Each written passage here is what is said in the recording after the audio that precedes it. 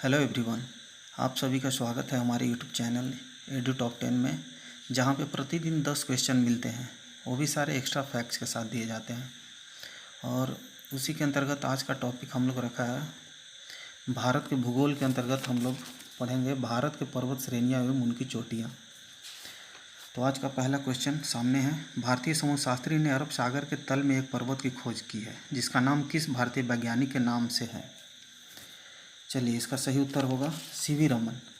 CV Raman एक भारतीय वैज्ञानिक जिन्हें विज्ञान में प्रकाश के क्षेत्र में 1930 ईस्वी में नोबेल पुरस्कार से भी सम्मानित किया गया है। इन्हीं के नाम पर इस पर्वत का नाम रमन सागर पर्वत रखा गया है। रमन सागर पर्वत जो है अरब सागर में अवस्थित है, जिसकी ऊंचाई है 1505 मीटर और यह मुंबई से दक्षिण पश्चिम क्षेत्र में स्थित है। चलिए नेक्स्ट क्वेश्चन देखता हूँ। हिमालय की रचना समांतर वलय श्रेणियों से हुई है, जिसमें से प्राचीनतम श्रेणी कौन सी है? 4 ऑप्शन दिए गए हैं। शिवालिक श्रेणी, निम्न हिमालय, बृहत हिमालय श्रेणी, धौलाधर श्रेणी। 4 ऑप्शन दिए गए हैं, इनमें से कौन सा सही होगा? चलिए मैं बता देता हूँ। इसका सही उत्तर होगा बृहत हिमालय श्रेणी। बृहत हिमालय श्रेणी सबसे पहले निर्माण हुआ है और बगल में स्क्रीन पर आप जो देख रहे हैं बृहत हिमालय श्रेणी, उसके बाद निर्माण हुआ लघु हिमालय श्रेणी का और सबसे लास्ट में शिवालिक श्रेणी का निर्माण हुआ है। ये तीनों का उत्थान टर्शियरी काल में हुआ है। टर्शियरी काल के विभिन्न युगों में बोल सकते हैं। और इसमें से अगर शिवालिक जो है सबसे नवीनतम पर्वत श्रेणी है, जिसे हम लोग बोलते हैं, जिसका निर्माण सेनोजोइक काल में हुआ है। चलिए अगला क्वेश्चन देखता हूँ।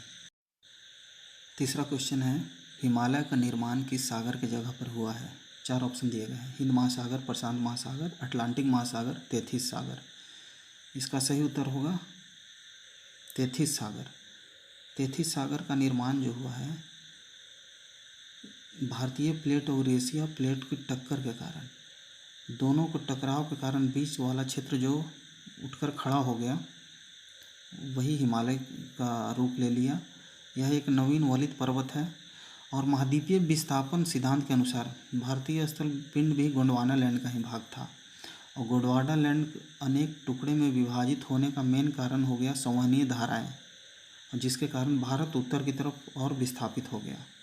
चलिए अगले क्वेश्चन देखता हूँ। भारत की प्राचीनतम पर्वत श्रेणी कौन सी है? 4 ऑप्शन दिए गए हैं। इसका सही उत्तर होगा अरावली। अरावली जो है ये प्री कैम्ब्रियन काल का बना हुआ है। प्री कैम्ब्रियन, अरावली प्राचीनतम पर्वत है, इसलिए प्री कैम्ब्रियन इसको बोलेंगे। इसकी सर्वोच्च चोटी है गुरु शिखर, 1722 मीटर इसकी ऊंचाई है और यह गुजरात से राजस्थान एवं हरियाणा होते हुए यह दिल्ली तक लगभग फैली हुई है, जो 800 किलोमीटर तक इसकी लंबाई जानी जाती है। नेक्स्ट, प्रायद्वीपीय भारत की सबसे ऊंची चोटी कौन सी है, जिसे दक्षिणी भारत भी बोल सकते हैं? 4 ऑप्शन दिए गए हैं। इसका सही उत्तर होगा अनाईमुड़ी। यह अन्नामलाई पर्वत का सबसे ऊंचा चोटी है, जिसकी ऊंचाई 2695 मीटर है। यह केरल के इडुक्की ज़िले में स्थित है और यह जो अन्नामलाई पर्वत है यह पश्चिमी घाट पर्वत का भी भाग है। चलिए नेक्स्ट क्वेश्चन देखता हूँ। निम्नलिखित में कौन सी पहाड़ी पूर्वी घाट एवं पश्चिमी घाट के छोर पर मिलता है? 4 ऑप्शन दिए गए हैं। पालनी की पहाड़ी, नीलगिरी की पहाड़ी, अनामुड़ी की पहाड़ी, सेवराय की पहाड़ी। इसका सही उत्तर होगा नीलगिरी की पहाड़ी। इसकी सबसे ऊंची चोटी है दोदा बेटा, जिसकी ऊंचाई 2637 मीटर है और यह पूर्वी घाट और पश्चिमी घाट के मिलने से बना है, इसलिए गांठ का भी निर्माण करता है और इसे हम ब्लू माउंटेन भी कहते हैं, जो कि तमिलनाडु में अवस्थित है। उसकी सबसे ऊंची चोटी दोदा बेटा है ही। यह कर्नाटक, केरल, तमिलनाडु के मिलन स्थान पर स्थित है। चलिए नेक्स्ट क्वेश्चन देखेंगे हम लोग। झारखंड के सबसे ऊंची चोटी पारसनाथ, जिस पर जैन मंदिर है, कौन से पठार पर स्थित है? इसके लिए 4 ऑप्शन है। कैमूर का पठार, छोटा नागपुर का पठार, मालवा का पठार, शिलोंग का पठार। 4 ऑप्शन दिए गए हैं। इसमें सही उत्तर होगा छोटा नागपुर का पठार। छोटा नागपुर के पठार के ऊपर ही पारसनाथ चोटी है, जिसकी ऊंचाई 1365 मीटर है। इसके शिखर पर ही जैन मंदिर स्थित है। इसका नाम जैन धर्म के 23वें तीर्थंकर पार्श्वनाथ के नाम पर रखा गया है। यह जो पहाड़ी है यह छोटा नागपुर पठार के पूर्वी छोर पर स्थित है, जो कि हजारीबाग के नज़दीक गिरिडीह जिले में आता है। नेक्स्ट, तमिलनाडु के कोडई कनाल किस पहाड़ी पर अवस्थित है? 4 ऑप्शन है, अन्नामलाई की पहाड़ी, बूंदी की पहाड़ी, पालनी की पहाड़ी, अमरकंटक की पहाड़ी। इसमें सही उत्तर होगा पालनी की पहाड़ी। पालनी की पहाड़ी ये तमिलनाडु के डिंडीगुल जिले में अवस्थित है। नेक्स्ट, नर्मदा और ताप्ती के बीच कौन सा पर्वतमाला अवस्थित है? अन्नामलाई की पहाड़ी, बिंदी की पहाड़ी, सतपुड़ा की पहाड़ी या नीलगिरी की पहाड़ी। 4 ऑप्शन, सही ऑप्शन बताना होगा। इसका सही उत्तर होगा सतपुड़ा की पहाड़ी।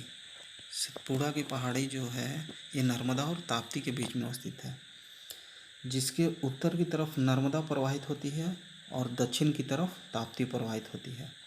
अब इसकी सबसे ऊंची चोटी की बात होती है तो धूपगढ़ सबसे ऊंची चोटी है जो 1350 मीटर है। यह पंचमढ़ी में स्थित है जो कि महादेव पर्वत पर स्थित है।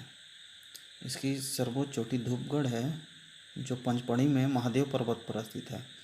और एक फैक्ट और इसमें जान लीजिए, सतपुड़ा रेंज के मैकाले पर्वत में स्थित अमरकंटक पठार से नर्मदा एवं सोन का भी उद्गम वहीं से है। चलिए नेक्स्ट क्वेश्चन, अंडमान निकोबार की सबसे ऊंची चोटी कौन सी है? इसका सही उत्तर होगा, 4 ऑप्शन से चूज करना है, अनाईमुड़ी, महेंद्रगिरी, सैंडल पीक, दूधा बेटा। सही उत्तर होगा सैंडल पीक। सैंडल पीक जो है उत्तरी अंडमान में अवस्थित है।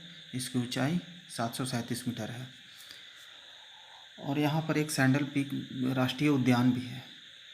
और एक चीज़ और बताना चाहता हूँ कि अंडमान द्वीप समूह में एकमात्र नदी प्रवाहित होती है जिसका नाम है कलपोंग, जो कि इसी के ढलान से निकलती है। चलिए आज के टॉप 10 क्वेश्चन हमारे ख़त्म होते हैं, जो कि एक्स्ट्रा फैक्ट के साथ दिए हुए थे। और अगली वीडियो में फिर से मैं टॉप 10 क्वेश्चन के साथ मिलूँगा। तब तक के लिए नमस्कार।